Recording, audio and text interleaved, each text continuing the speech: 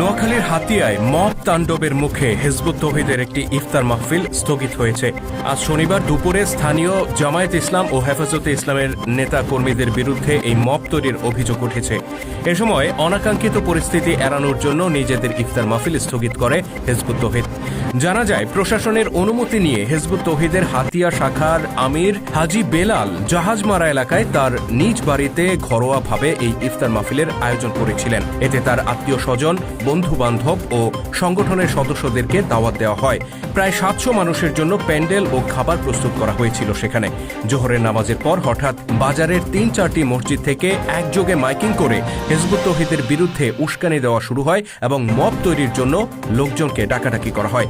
এ সময় জাহাজমারা মার্কাজুল উলুম কওমি মাদ্রাসার মহাপরিচালক মাওলানা মুফতি ফয়জুল্লাহ কাশেমির নেতৃত্বে একটি বেআইনি সমাবেশ শুরু হয়। সেখানে হিজবুত তৌহিদের বিরুদ্ধে মাইক লাগিয়ে বিভিন্ন মিথ্যাচার করা হতে থাকে।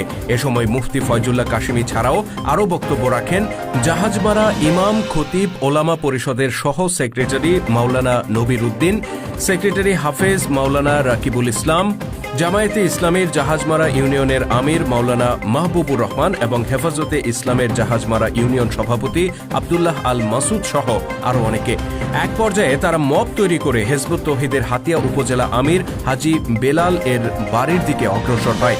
পবিত্র রমজানের ১৭ তারিখ বদর দিবস এর দোহাই দিয়ে মবের এই অপচেষ্টাকে তারা জিহাদ হিসেবে আখ্যায়িত করে। পরিস্থিতি উত্তপ্ত হলে পুলিশ ঘটনাস্থলে উপস্থিত হয়। এ সময় জাহাজমারা পুলিশ তদন্ত কেন্দ্রের ইনচার্জ খোরশেদ আলম মব সন্ত্রাসের মাধ্যমে পরিস্থিতি চরম অবনতির আশঙ্কায় হিজবুত তৌহিদের মাহফিল স্থগিত করার অনুরোধ জানান। প্রশাসনের অনুরোধে আইনের প্রতি শ্রদ্ধা জানিয়ে হিজবুত তৌহিদের সদস্যরা তা মেনে নেন। এতে প্রস্তুত করা প্রায় ৭০০ মানুষের ইফতার সামগ্রী নষ্ট হয় এবং চরম বিড়ম্বনার শিকার হন আমন্ত্রিত অতিথিরা। ইফতার অনুষ্ঠানের আয়োজক হাজি বেলাল বলেন, রমজান মাসে সব দলই ইফতার মাহফিল আয়োজন করে থাকে। হিজবুত তৌহিদও দেশ জুড়ে ইফতার মাহফিল আয়োজন করে যাচ্ছে। এখানে আমার বাড়ির আঙিনায় আমি আমার বন্ধু বান্ধব, শুভাকাঙ্ক্ষী ও প্রতিবেশীদেরকে নিয়ে এই আয়োজন করেছি, কিন্তু স্থানীয় জামায়াত হেফাজতের নেতাকর্মীরা মব তৈরি করে আমাদের এই অনুষ্ঠান স্থগিত করতে বাধ্য করেন।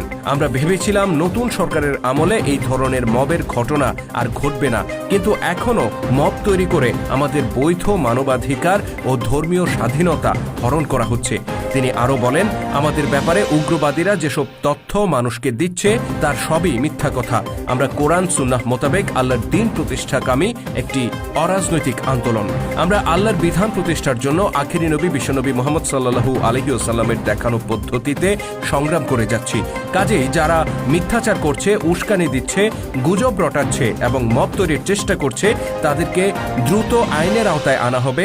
সরকারের প্রতি এমনটাই আমাদের দাবি।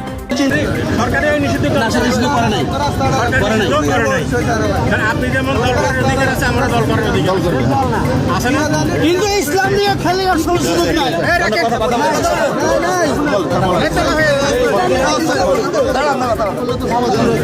সরকার নিষিদ্ধ দল হইতো, আমরা এখন তাদেরকে উঠাই যাব।